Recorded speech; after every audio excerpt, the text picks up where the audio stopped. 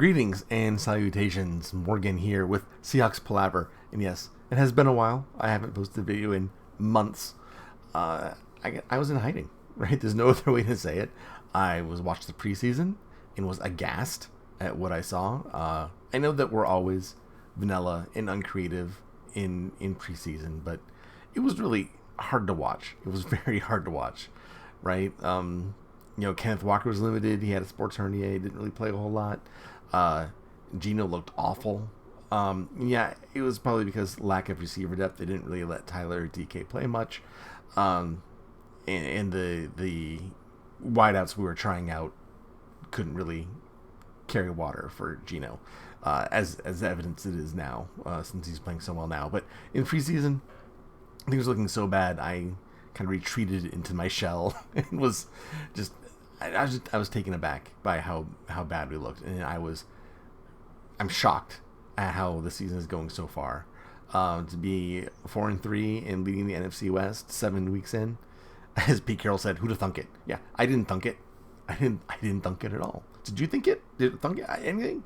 No, I did not think that our team would be performing at this high level. I didn't think that Tariq Woolen would be playing at Defensive Rookie of the Year level.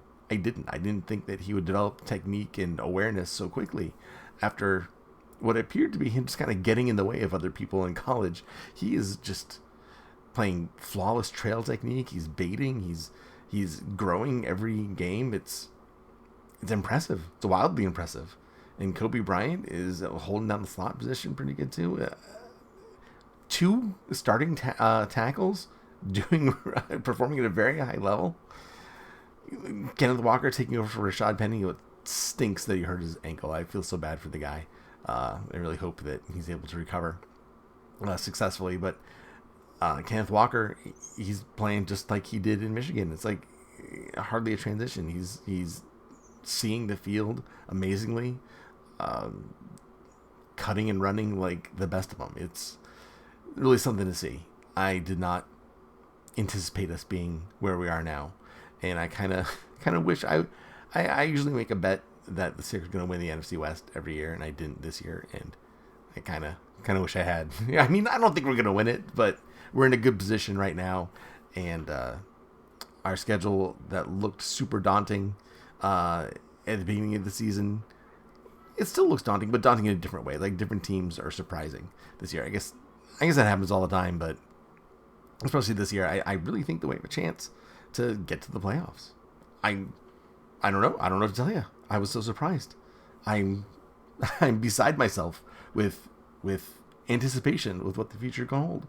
And I didn't think that I was going to be here when we traded Russell Wilson, right? And I'm not one of those guys that turned on him. I thought Russell was great. I think he still would be okay now, especially with a great offensive line. I think he'd be performing much better here in Seattle than he is in Denver, where the line's a shambles, his receivers are impatient, and it's just not coming together how I thought it would. I thought that, him being able to, work so closely with the head coach and develop an offensive system that suits his skills would work. And I'm surprised and shocked that it's not, right?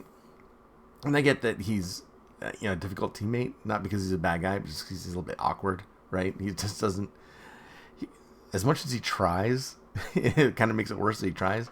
He's just not naturally cool. He's just not, he's corny, and that's just the way he is. And it's not like, was it Gail Brandt, whatever that guy, he said he was a poser.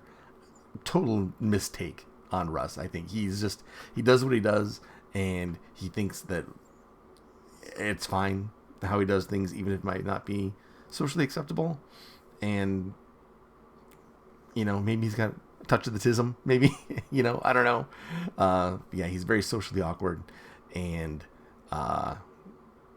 doesn't have comic timing. He's just a step off of whatever he's trying to do. And that's not his fault. Some people are just like that. I'm like that sometimes, right? It's okay. Just accept it and move on, as long as I'm true to myself. And I think Russ is true to himself, right? I think he's a good guy. Always tries to do the right thing. And either people don't believe that that's the case, or they don't accept it, or they just think it's ridiculous because they're not that way. I don't know. I can't speak for everyone else in the world, but I wish Russ the best, and I hope that what Marshawn Lynch and Richard Sherman said are wrong. I can't believe that you have to, if you were teammates with them, that you can't call them directly. You have to go to a manager to talk to them. I can't even fathom that. That doesn't even. I can't even. I mean, you watch the Chiefs post game when I forgot who was the wideout. I forgot which one it was talking about how they were all playing Call of Duty Warzone together, and that helped their on-field chemistry, right? It's funny, but I mean, you see Russ doing that? The guy who has an office and just goes over plays 24/7. No, maybe he should though. Maybe lightening up a little bit would do him good. But in the meantime, Geno was performing great, far and away more than what I expected of him. And I was a fan of Geno coming out of college. That fandom was instantly lost at the IK and Poly story. I thought, oh, this guy's just a huge douche and arrogant, and I can't stand that type of personality. Even though you have to have a little bit of that to be a quarterback, I just thought that he was the type of person I wanted to be a fan of. And even this offseason, when he got a DUI and he's giving the cops some lip, right, about do you know who I am? Can't stand that. I don't like that entitlement. But he seems to be winning over the team, winning over the teammates, and he's executing Pete Carroll's offense, such as it is, to perfection. Almost perfection anyway. When I say perfection, I mean more than I expected, I guess, is a way to say it. And I think most people will agree with me that we didn't expect this level of performance from Geno. And now, I was harping about his $7 million contract, and it's like, is there a bigger bargain, at quarterback anywhere in the league? And outside of Bailey Zappi, probably not. He's doing amazing work. 10 years into his career, and I think that's kind of awesome. Kind of has that Mark Bulger kind of feel, where Bulger sat around on a bench kicking around the league, not doing a whole lot. Jake Delhomme, I think he had a similar career path. He didn't do a lot in the beginning, and then had some good years. So hopefully, Geno can keep up the good work, and we can see this blossoming. I mean, they have all these rookies performing at such a high level. I'm glad that we're not wasting it. Kind of like the inefficient and inexplicably bad offense in Denver is wasting their amazing defense. I'm glad that we don't have that problem. And the future's looking even brighter, where we have so much flexibility next year. I mean, we don't know what we're going to do with Geno. He's going to want to get paid. He's not the kind of guy who's just going to give us a break. He didn't give us a break last offseason when he was a backup. He's certainly not going to give us a break now that he's performing at such a high level. So I think that I just think that we have our work cut out for us in the offseason, but I don't want to look ahead to that yet. I want to enjoy this run of games that we're having right now, where it was unexpected, and it's like the A-team, Hannibal, the plans. I love it when a plan comes together. I don't think even Pete Carroll expected the plan to come together this well, this quickly. And it's gratifying to see. It's awesome. And I was all Team Russ and anti Pete Carroll. Not anti Pete Carroll. I can't say that because I always liked him as a coach. But if it was between the two, I thought that finding the quarterback replacement would be harder than finding head coach replacement. And I'm reevaluating that stance now. I mean, Pete Carroll seems to be pretty special.